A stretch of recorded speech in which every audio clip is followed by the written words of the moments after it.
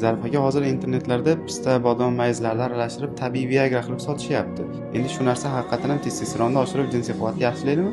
Oshirmasligi aniq. Sababi testosteronni xom ashyosi bu yog', proteinlar bo'lsa, qanaqa qilib turib u testosteron sintez bo'ladi. Keyin berib turgan mahsuloti asal deyapti. Asalni eng mayda molekulyar darajasiga tushsak, bu glyukoza, ya'ni shakar. Mayiz qo'shyapti. Bu ham eng asosiy tarkibi shakar. Don, dun, yog'lar, har xil narsalar qo'shyapti. Hech qaysinisi testosteronni halqasida, reaksiyasida ahamiyatga ega emas. Faqatgina bularni olganda quvvat oshiradigan ikkita faktor bor. Bu o'sha ko'p kasalliklarda bo'lgandek 4-5% odamning psixologiyasiga ta'sir qiladi. Men testosteronni oshiruvchi modda ichyapman degan fikr bo'ladi. Keyingisi o'sha olgan paytda tarkibida glyukozani ko'p bo'lganligi hisobiga qonda glyukozani yuqori darajaga ko'taradi, miya o'z-o'zidan glyukozaga ishlaganligi uchun kayfiyat ko'tariladi va haligi aytgan fikrdagi motivatsiya bo'lib turib jinsiy aloqaga, maylga, oshirishga olib kelishi